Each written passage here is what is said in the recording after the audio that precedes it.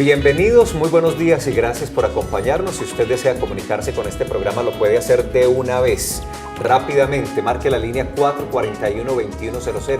Desde ya si quiere, para que consulte a la doctora Fanny Isabel. Además en las redes sociales, @Salud Medellín en Twitter y Medellín Ciudad Saludable en Facebook. Doctora Fanny Isabel, muy buenos días, ¿cómo está? Hola Felipe, muy bien, muchas gracias, ¿cómo te ha ido? Supremamente bien, muy contento de poder acompañar en esta jornada de martes a nuestros televidentes. Hoy cuando vamos a hablar de las cirugías bariátricas, que constituyen en este momento una alternativa terapéutica supremamente eficaz para tratar la obesidad mórbida.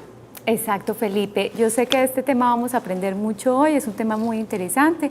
Precisamente las cirugías bariátricas es un conjunto de procedimientos quirúrgicos que se hacen para reducir de peso. Entonces, en pacientes que tienen obesidad y que han fracasado los métodos habituales como las dietas, como el ejercicio, y que ya padecen de otras enfermedades secundarias a la obesidad, generalmente enfermedades cardiovasculares, osteomusculares, endocrinas, que es la parte hormonal, y la parte emocional y afectiva también se ve afectada. Entonces, esta es la maravillosa opción que ayuda a que los pacientes bajen de peso de una forma más fácil.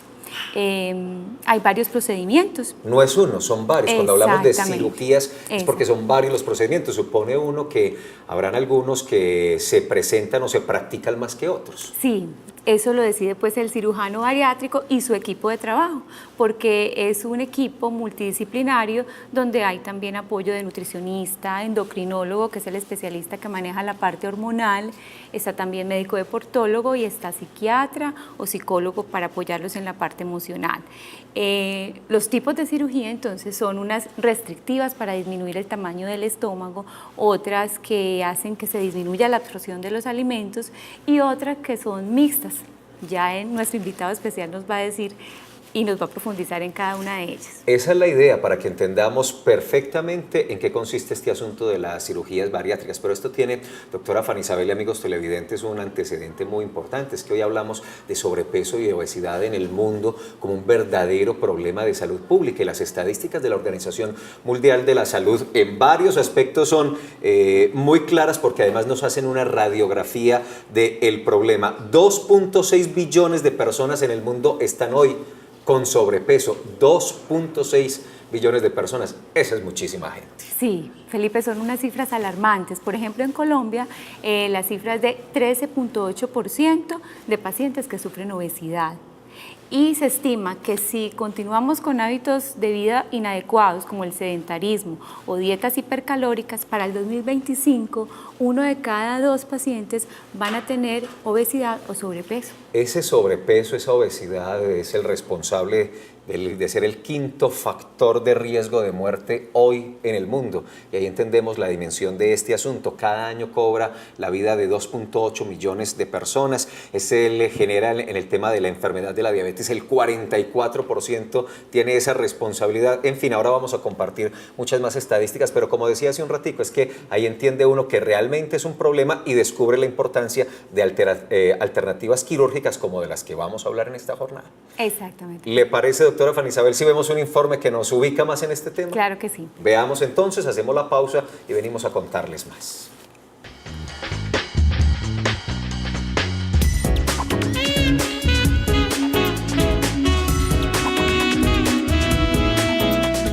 La obesidad se ha convertido en una de las enfermedades más comunes a nivel mundial, excediendo incluso las estadísticas que existen por tabaquismo. Este es un padecimiento que obedece a malos hábitos alimenticios y a la falta de actividad física de la mayoría de personas con sobrepeso. Para el tratamiento de la obesidad que no responda a una dieta saludable y a los ejercicios, existen actualmente diferentes técnicas quirúrgicas con las cuales se han obtenido buenos resultados, tales como la manga gástrica, el balón gástrico y el bypass, en las cuales, por medio de la reducción de órganos como el estómago y el intestino, se modifica la capacidad en la ingestión de alimentos, dando como resultado la pérdida de peso. Vale la pena resaltar que todos estos procedimientos deben estar bajo la vigilancia y control de un profesional que cuide que la pérdida de peso que se logra con la cirugía no genere ningún problema para la salud y estabilidad del paciente, pues de no ser así, puede estar expuesto a problemas como la desnutrición, la anemia y la osteoporosis. Al seguir todas las recomendaciones de su médico, seguramente este procedimiento le ayudará a mejorar problemas como la hipertensión, la artritis y la apnea de sueño, y podrá lograr así buenos resultados mejorando de esta manera su calidad de vida y por ende su autoestima.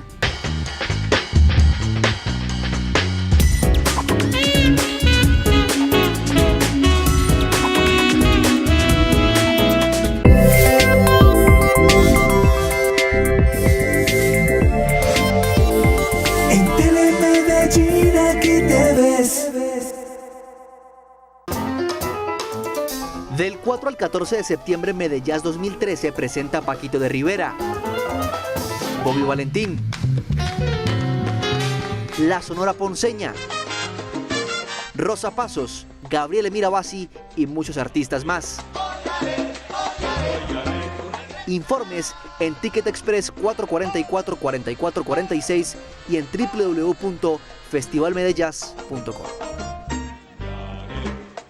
Expo Comutv 2013, la Feria de la Televisión Comunitaria en Colombia. Seminario Tecnológico Cabecera y Redes. Seminario Audiovisual y Televisión. Muestra comercial para televisión por cable. Sexto Festival de Televisión Comunitaria. Septiembre 17, 18 y 19 de 2013. Centro de Convenciones Plaza Mayor de Medellín. Regístrate en www.expocomutv.com. Mayores informes en Medellín. 444-2668. 312-254-2093. Invita. Un convenio firmado por la Alcaldía de Medellín y la Oficina de Naciones Unidas contra la Droga y el Delito reafirma el compromiso de la ciudad para prevenir la trata de personas. Estamos en Medellín porque es una ciudad que constantemente se está preparando para eventos, para actividades grandes internacionales, y es donde queremos comprometer al sector del turismo para que digan Medellín es una ciudad comprometida con un turismo libre de delitos. Con esta exposición se dio inicio al gran compromiso de la Alcaldía de Medellín con el turismo responsable. Queremos apostarle a la confrontación frontal de esta problemática y digamos que la Subsecretaría de Turismo es una de las instituciones o de las entidades que se vincula por el crecimiento que ha venido representando la ciudad en términos de llegada de visitantes. Alrededor de 100 personas de la ciudad se capacitarán en un diplomado sobre trata de personas, explotación sexual y turismo responsable. Eso es vida. Medellín, todos por la vida. ¿Qué sería presentar a un Medellín si no fuera la ciudad más innovadora? Vaya frustración. Queremos que también nos sigas en YouTube. Inscríbete en el canal de YouTube Consejo Med TV para saber más de Medellín y el Consejo de la Ciudad.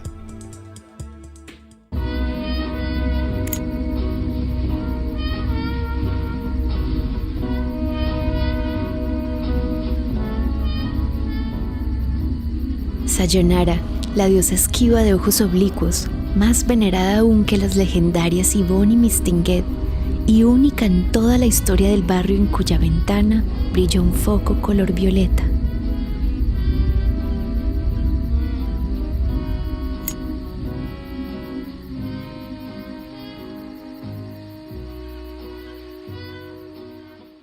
Medellín, todos por la vida.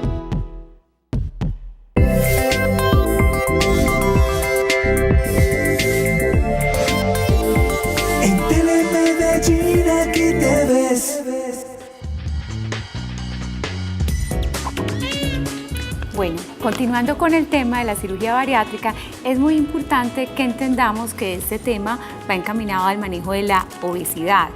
¿Cómo sabemos que una persona tiene obesidad entonces? La Organización Mundial de la Salud tiene unas cifras que se calculan con una fórmula muy sencilla que se llama índice de masa corporal. Esa fórmula la utilizamos los médicos y los nutricionistas para saber en qué condición está el peso de cada paciente. Entonces les voy a explicar de una forma práctica cómo se calcula. El índice de masa corporal es la división entre el peso que se da en kilogramos de la persona y la estatura que se da en metros al cuadrado. Entonces, vamos a ver unos ejemplos acá y vamos a ver la clasificación.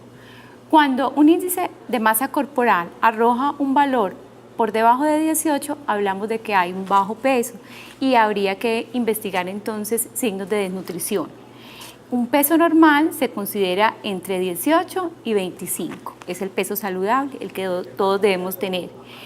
Se habla de sobrepeso entonces de 25 a 30 y mayor de 30 de índice de masa corporal es entonces obesidad.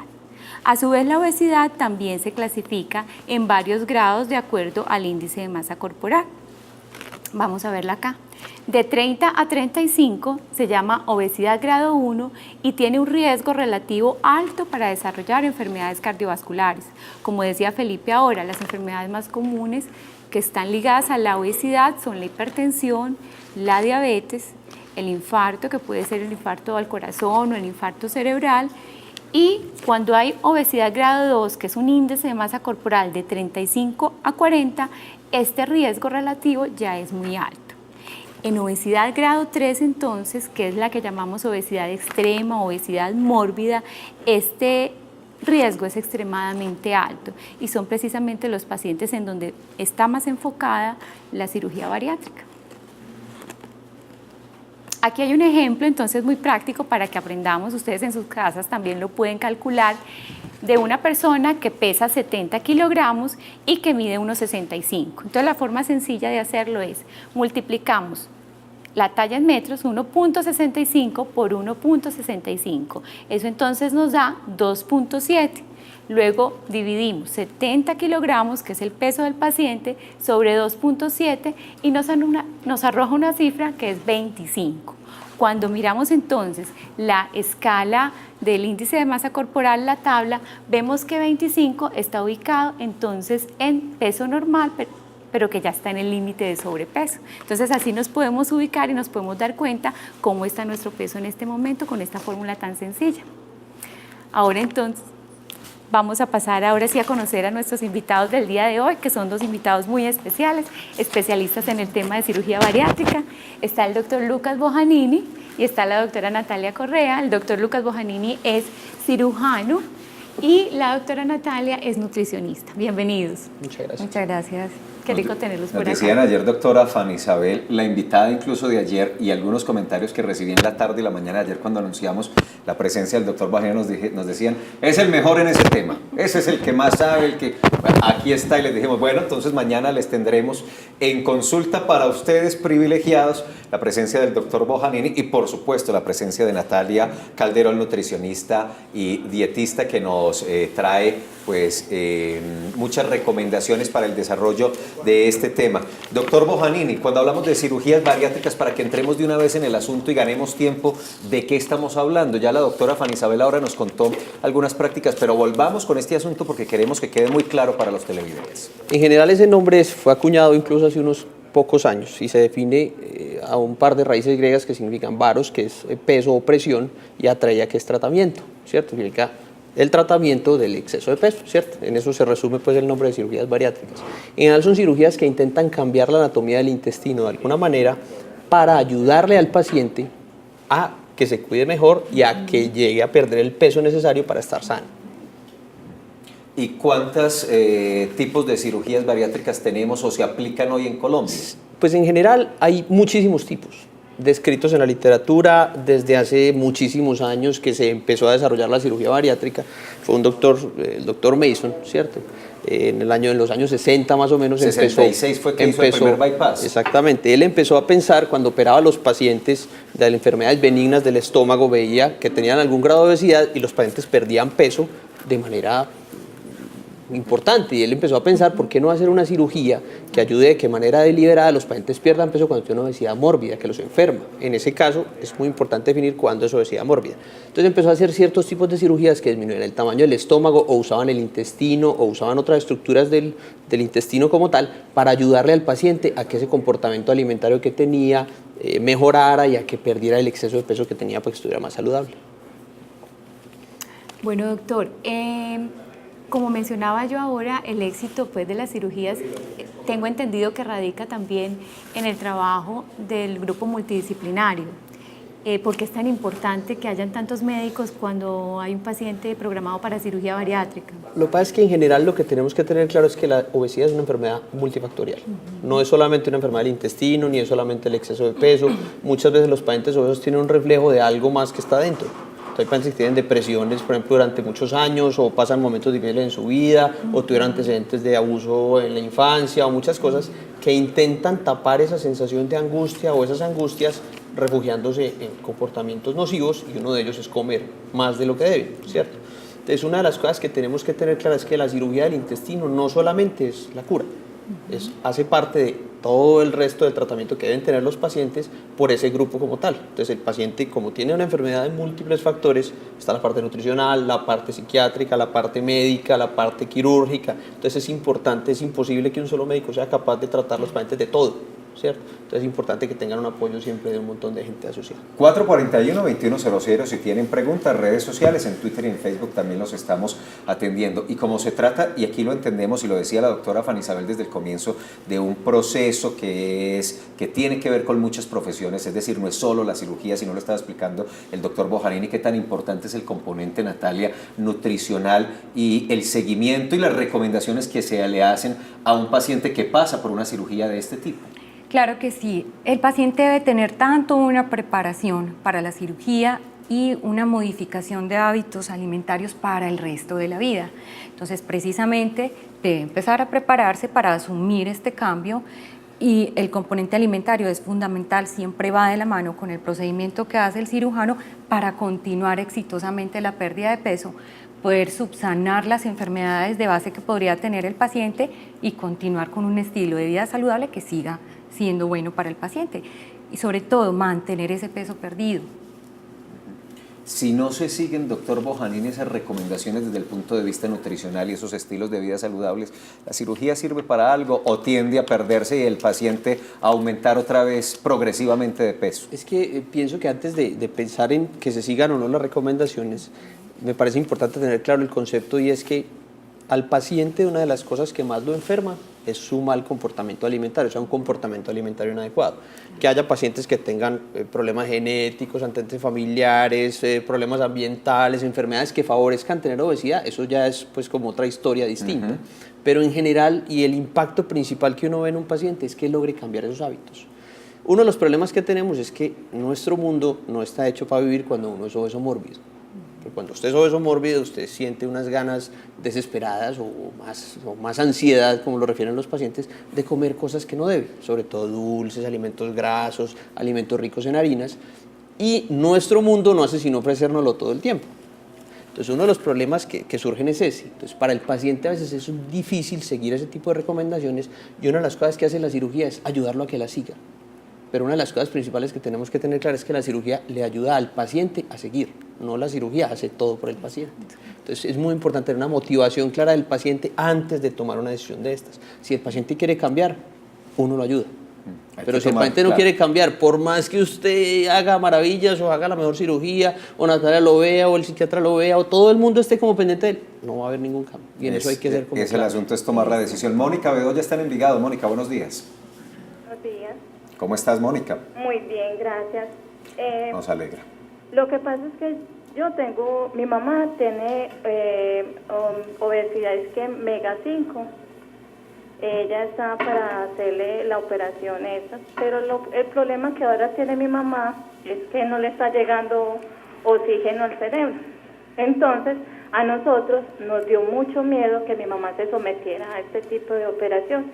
Ya llevaba todo un año haciendo el proceso pues para lo que ella tiene, los requisitos que tiene que hacer para hacerse la operación. Pero por eso, como mamá tiene 63 años, me dio mucho miedo y la detuvimos ahí. Si ustedes me pueden decir si es adecuado que mi mamá siga el proceso o que ella no se someta a la operación.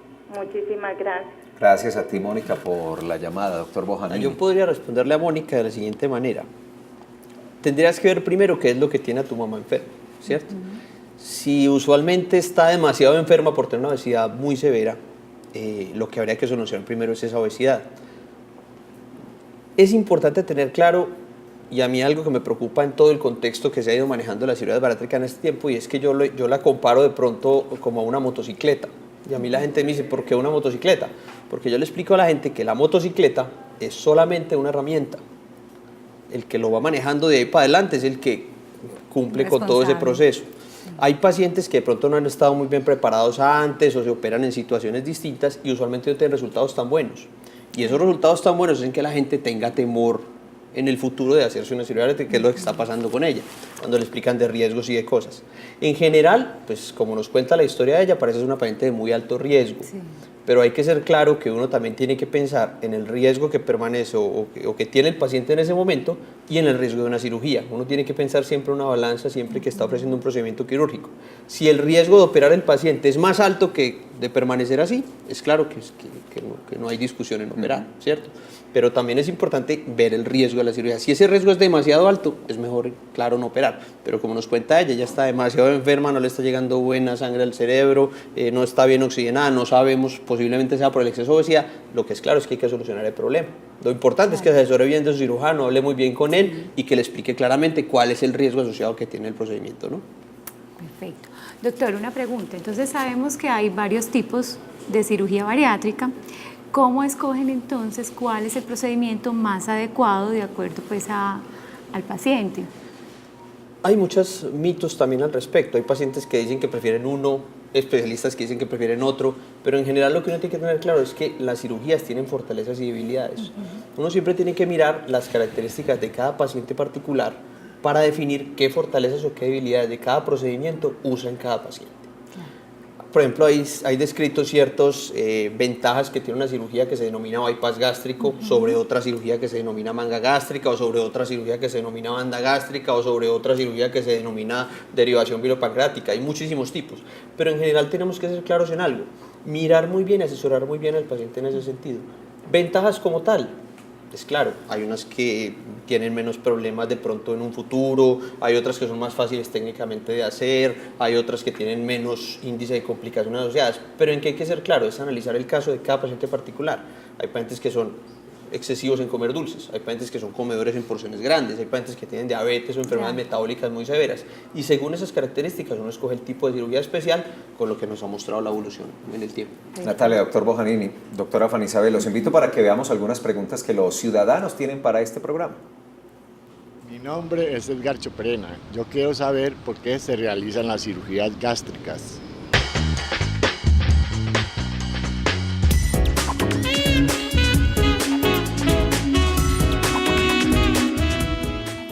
Gracias, Edgar, por la pregunta. ¿Por qué se realizan, doctor Bojanini?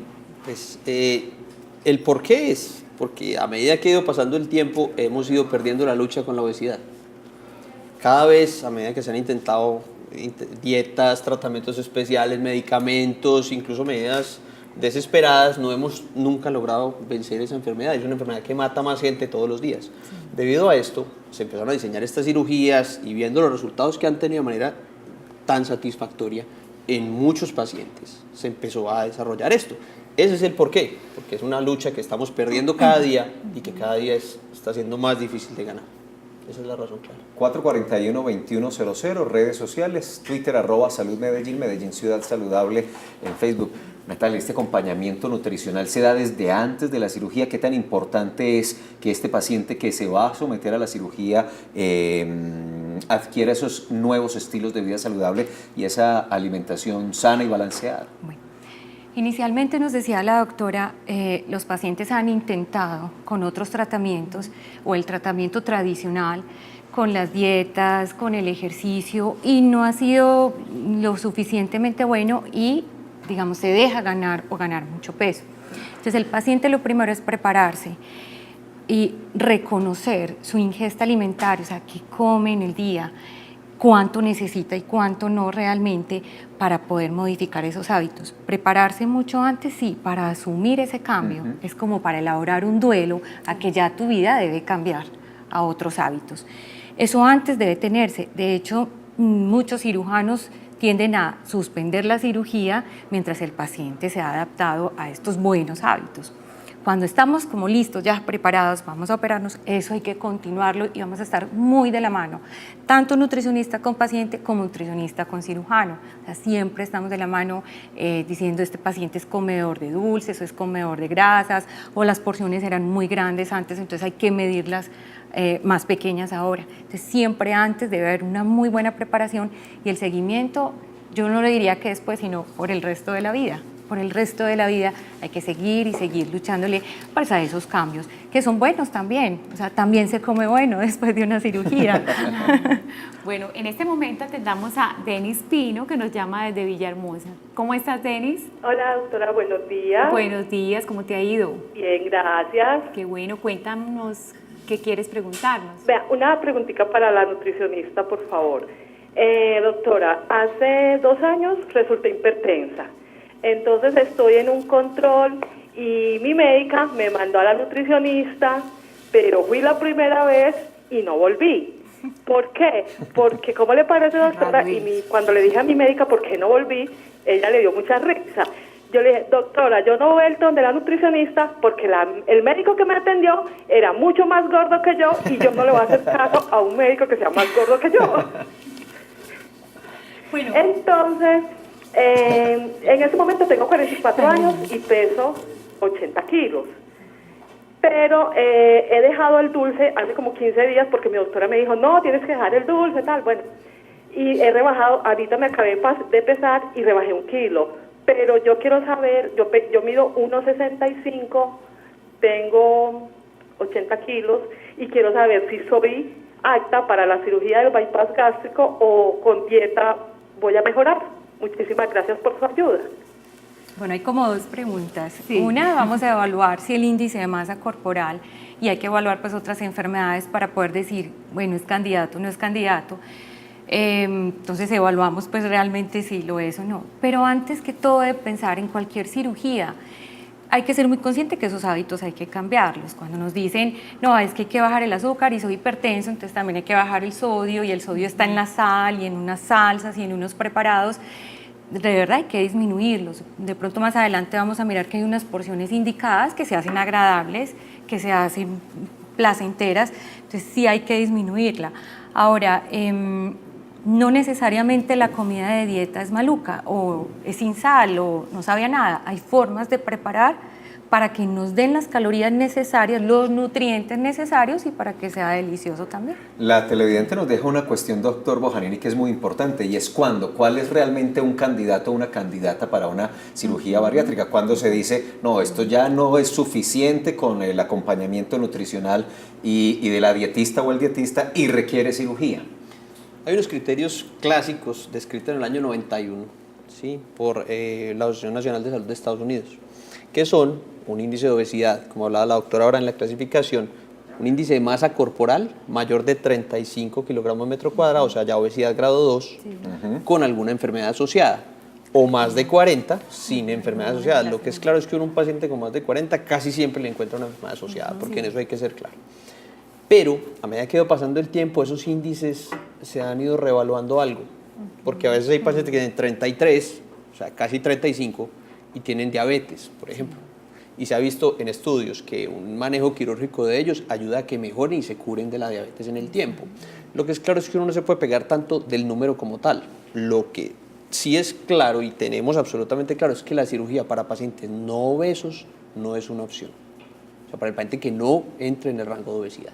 En eso hay que ser absolutamente claro. No es una opción ni está recomendada en ninguna parte, ¿cierto? Que también pues, llama la atención que en algunos medios se está pues, realizando ese tipo de cirugía en pacientes no obesos por el resultado tan espectacular que tienen en tan poco tiempo. Pero en general hay que ser claro que recomendación científica como tal al respecto no hay ninguna. Entonces en ese sentido no es una alternativa para, es que me siento como gordito, es que yo no quiero hacer gimnasio, es que no quiero ponerme a comer como dice Natalia, entonces hagamos la cirugía. Uno de los mensajes que a mí me gustaría dejar aquí más que cualquier otro es que el paciente tiene que tener claro que debe cuidarse operado o no operado, si quiere estar bien, porque esa es la principal razón. Claro. La cirugía lo que hace es ayudarle a que tenga resultados, porque uno de los problemas que encuentra uno cuando uno es obeso es que usted se pone juicioso 2 meses, hace ejercicio y cada vez se siente más gordo o pierde 1 kilo, usted dice todo este esfuerzo para solo perder 1 kilo. Lo que hace la cirugía es ayudarlo a que tenga resultados mejores en más corto tiempo y resultados más espectaculares en el tiempo. Vamos a revisar otra pregunta de los ciudadanos. Genoveva Inestrosa de Lagarejo, soy natural del Chocó. Quiero saber cuáles son los riesgos de una cirugía gástrica.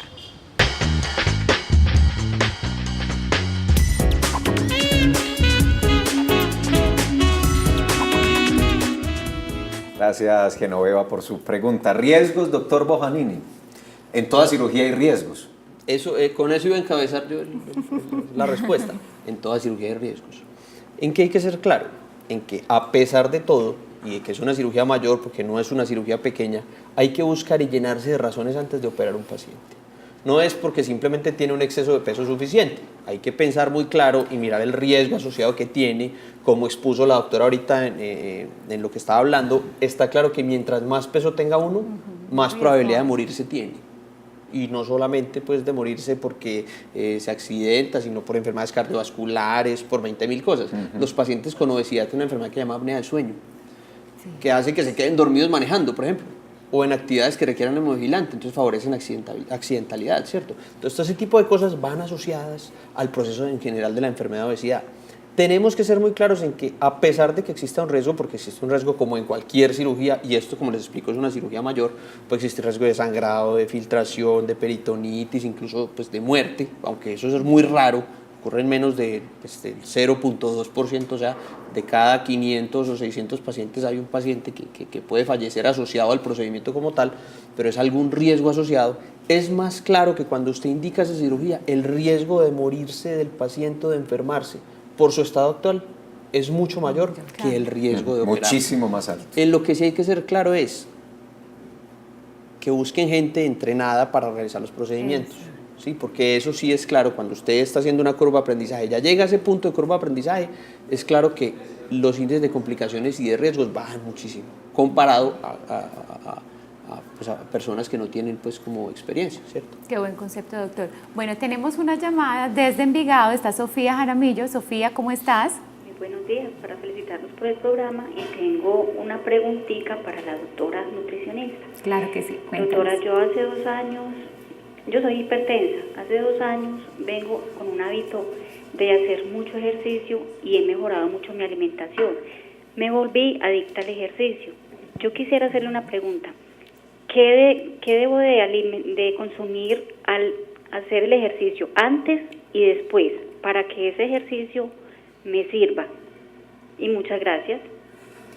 Bueno, antes de cualquier actividad física hay que evaluar cuánto de actividad física vas a hacer, pero siempre debe haber una alimentación o una energía antes de esa actividad. Se podría consumir un jugo con una harina pequeña, una porción pequeña para tener esa energía para luego irse a la actividad, y después tener una buena porción de proteína, siempre vitaminas y minerales que van en las ensaladas y en las frutas, y de pronto otro acompañante de harina que lo llamamos harina por ser, digamos, los carbohidratos. Pero es antes como una energía inmediata que te lo da la fruta, y una energía que se demore un poquito más en ese proceso de desdoblarse o de gastarse las calorías en ese carbohidrato. Y después, como vas a tener mucha actividad muscular y de eso depende la proteína, pues el músculo depende de la proteína, entonces deberíamos adicionar en alimentos. Entonces un jugo de alguna fruta, ya miraríamos si se requiere con azúcar o no, depende pues del objetivo. Unas galletas, un par de galletas por ejemplo, te vas a hacer la actividad física, y luego ya sí puede ser un carne como res, pescado, cerdo, cualquier tipo de carne, el tamaño indicado, con bastante ensalada en ese plato y una pequeña cantidad, puede ser de arroz, puede ser de papa, puede ser de yuca, la comida que nosotros comemos en esta cultura antioqueña, pero en esas porciones que definitivamente hay que tenerlas en cuenta. Natalia, también doctor Bojanini, yo quiero que por favor me expliquen si el planteamiento que voy a hacer a continuación es un mito o es una realidad, o en qué circunstancias podría presentarse. Y es que al disminuir el tamaño del estómago, por ejemplo con el bypass, pues por supuesto se pierde la capacidad de tener alimento y eso podría o no afectar la condición nutricional. Es decir, si no se sigue unos lineamientos adecuados, ese paciente que ha sido operado podría estar jugando con su riesgo nutricional, tener debilidades en ese sentido. Eso también tiende a ser un mito. La idea clara es que al principio uno sí deja un estómago un poco más pequeño de lo usual, ¿sí? Porque eso hace parte de la cirugía como tal. La idea es que el paciente después de los 12 a 18 meses logra adaptar su intestino y su estómago a tener una comida que sea suficiente para que se sostenga. Si eso no fuera así, los pacientes seguirían perdiendo peso de manera indefinida hasta que se desgastarían. Lo que es claro es eso que dice Natalia. Es seguir insistiéndole mucho al paciente en que siga un cuidado nutricional adecuado. Muchos de esos pacientes en el futuro, posiblemente por miedo a engordar o porque les cae mejor un tipo de alimento especial como las papillas o las sopas, se dedican solamente a comer sopa. Y ese tipo de alimentación no les ayuda en nada. Ahí es cuando empiezan a tener problemas nutricionales. Pero es más que por la cirugía como tal, que la cirugía ya después de los 18 meses, 24 meses, logra ya una adaptación completa al intestino. El intestino, usted logra comer lo que necesita para sobrevivir, empiezan a comportarse mal desde el punto de vista alimentario y en ese momento es cuando empiezan a tener problemas de deficiencias nutricionales. Pero es más por el comportamiento alimentario del paciente en sí que por la cirugía como tal. Me gustaría, Natalia, que completaras esa respuesta. Quiero poner un ejemplo. De un estómago grande vamos a hacer un estómago que va a ser más pequeño y le cabe menos comida. En ese estómago pequeño debemos dividir para que estén todos los grupos y esa alimentación realmente sea balanceada y cumpla cada nutriente con lo que tiene que hacer en el cuerpo.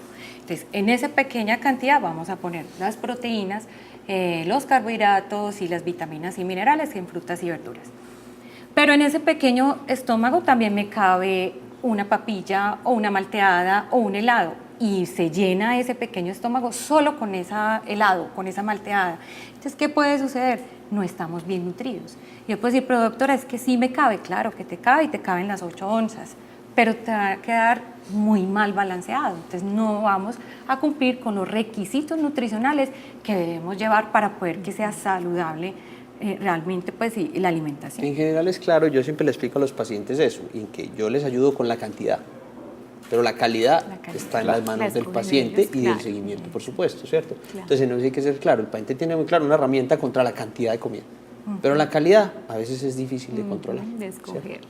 Excelente ejemplo, Natalia. Hoy están muy activos los televidentes. Qué rico. Está Alexandra Sierra desde Santo Domingo. Hola, Alexandra. Hola, ¿cómo está? Bien, muchas gracias. Cuéntanos.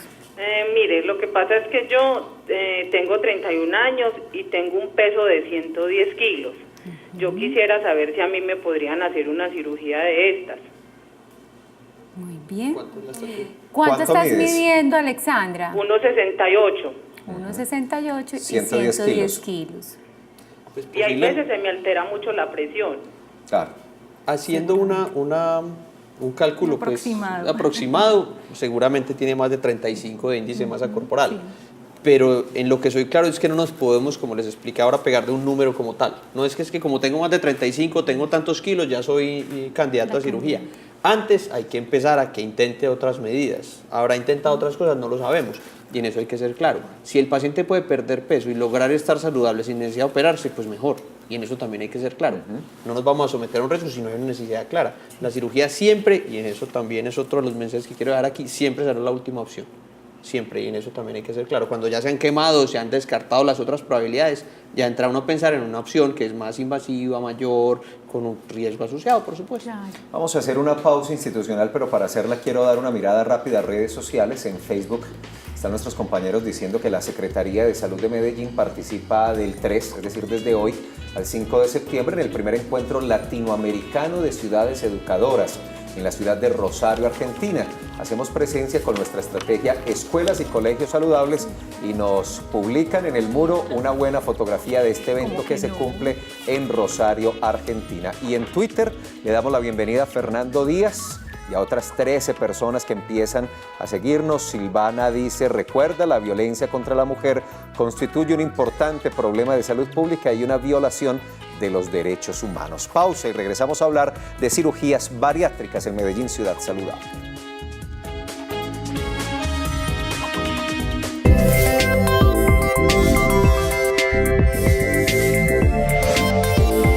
En Telemedellín aquí te ves.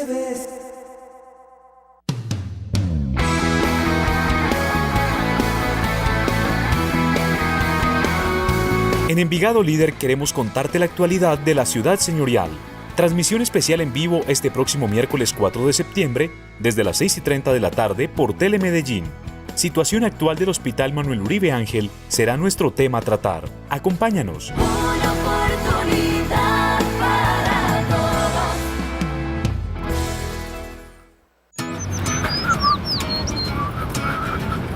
Hey, ¿vos por qué me seguís? ¿Seguís? Si vos me seguís a mí. Yo te sigo a vos. Pues claro, ¿usted cuál es? ¿Usted cuál es? Yo soy Juan Caldero. Claro que sí, yo soy Juan Di-Trochas, o sea que nos seguimos. Sí, sí. ¿Dónde vas? Yo voy para donde va Vicente. ¿Y para dónde va Vicente? ¿Para dónde va la gente? ¿Y es que ustedes me siguen? Ah, claro. Obvio. Claro. Es que si te seguimos es porque tienes algo importante que decirnos, ¿o no? Claro. Entonces, ¿qué hacemos? Entonces sígame usted a mí. Ah, pues digámoslo. Te seguimos porque vos tenés algo importante que decirnos. Medellín es la primera ciudad del país en otorgar subsidio al estrato 3 para ingresar al plan de masificación del gas domiciliario. Las pipetas son muy caras, vale 40.000 pesos. Y a veces no viene llena porque a mí me tocó un caso que compré una pipeta y me duró 15 días. Entonces no ahorra plata, no ahorra. No le hace ahorrar a uno dinero en el bolsillo para nada. El subsidio corresponde al 20% en el valor de la conexión. Es muy bueno que le den ese subsidio a las personas porque muchas veces las personas no cuentan con toda la disponibilidad económica, ¿cierto? Y así le hagan un descuento a uno, a la persona le sirve. El programa de masificación del gas domiciliario contempla que a diciembre de este año 40.000 familias estén conectadas al servicio. Eso es vida. Medellín. Todos por la vida.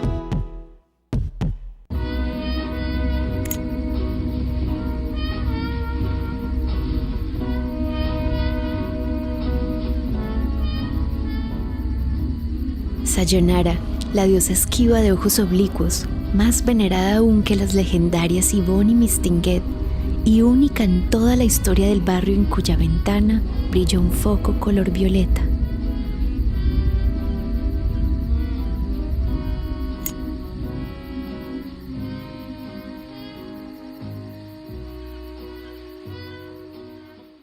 Medellín. Todos por la vida.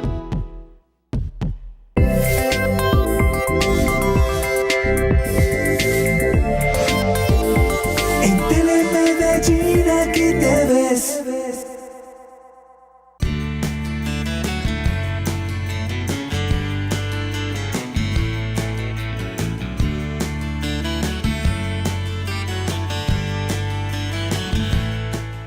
A un paciente con una cirugía gástrica, a pesar que se cree que el paciente va a quedar comiendo mínimas cantidades y que no va a poder volver a disfrutar de la alimentación, realmente eso no es así. La idea es que el paciente vuelva a comer, pero como una persona normal, que haga alimentaciones periódicas, que tengan todos los componentes de la alimentación, no hay por qué restringir ni las grasas, ni los azúcares, simplemente es que se sepan combinar en las proporciones adecuadas porque el organismo necesita de todas y cada una de ellas para la formación de los tejidos y el paciente puede disfrutar de una vida perfectamente normal, simplemente que no hacer los excesos que venía teniendo previamente al procedimiento.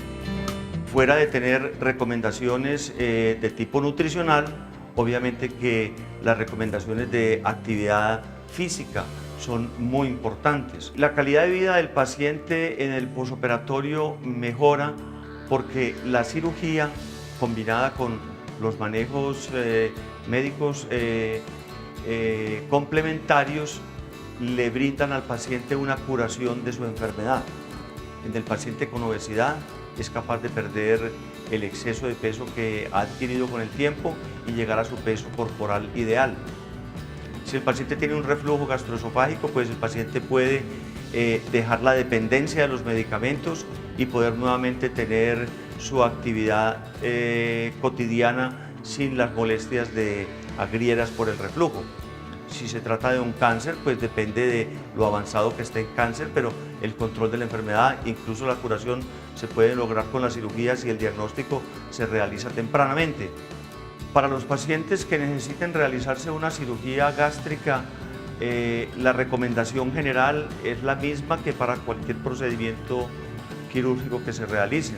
Siempre deben tener su médico tratante, aquella persona en la que se deposita toda la confianza y con quien se conversa y se discute la necesidad de llegar a una cirugía.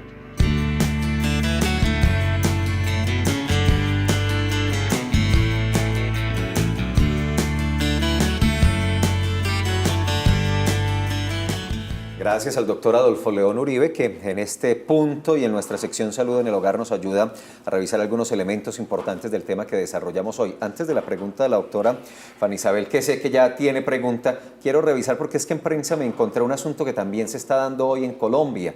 Es la reunión anual de las Américas para el control de tabaco y esta estadística. Anualmente mueren 20.000 colombianos por enfermedades asociadas al tabaco. Tengo poco tiempo ya en el último segmento, no alcanzo a explicarles, pero el Ministerio de Salud está revisando la posibilidad de restringir mucho más la publicidad y ver cómo se disminuye el consumo de tabaco en Colombia. Incluso una de esas estrategias es incrementar enormemente los impuestos, pero luego tendremos la oportunidad de desarrollar un poco más este tema. Doctora Fanny Isabel. Gracias, Felipe. Mi pregunta es para Natalia.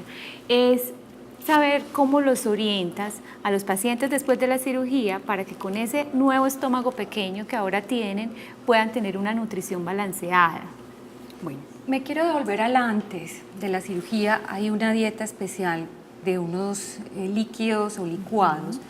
Esto tiene varios objetivos. Uno de ellos es que el paciente aprenda la consistencia de la comida que va a tener después de la cirugía, inicialmente, en un periodo.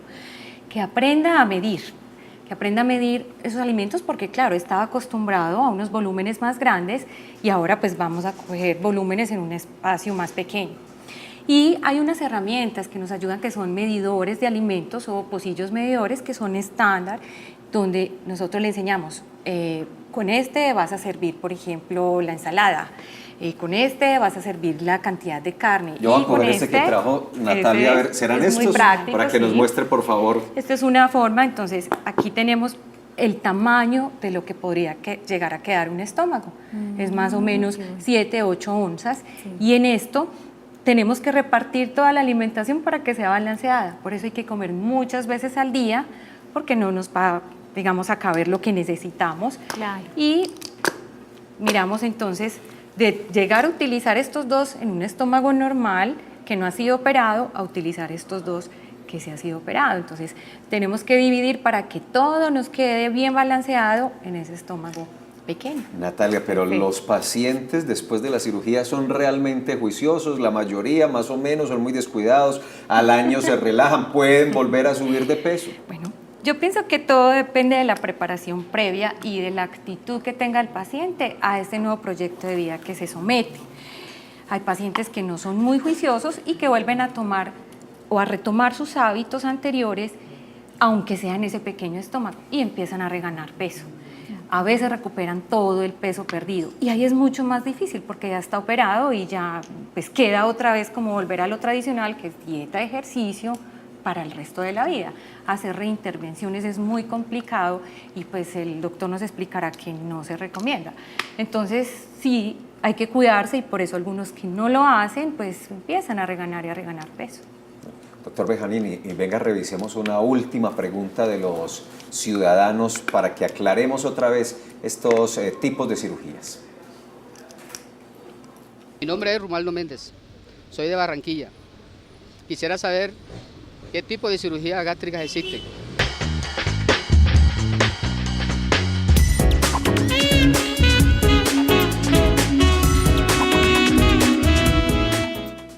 Tipos de cirugías, para que insistamos otra vez, un tema del que ya hablamos, pero muy importante que nos quede claro todo ese escenario. De acuerdo. En general, el nombre de cirugía gástrica pues, es un nombre que se define a cirugía en el estómago. Cirugía en el estómago podemos hacer de muchos tipos, si el paciente tiene reflujo, si tiene un tumor de estómago, si tiene una úlcera. Pero en general lo que quiero que quede claro es que el tema o el nombre de cirugía gástrica no es el ideal, sino de cirugía bariátrica. Tipos de cirugía bariátrica hay en general 3 tipos que son como los aceptados, que son cirugías plenamente restrictivas, donde disminuimos el tamaño del estómago como tal, cirugías mal absortivas, donde hacemos cambios en el intestino para que los alimentos que se ingieran se absorban menos, y cirugías mixtas, que combinan ambos mecanismos, ¿cierto? Dentro de las restrictivas hay varios tipos, dentro de las mal absortivas hay varios tipos, y dentro de las mixtas hay varios tipos. Lo ideal y lo que tendemos a hacer nosotros más en nuestro medio, o lo que se tiende a hacer más en el mundo, son cirugías restrictivas o mixtas.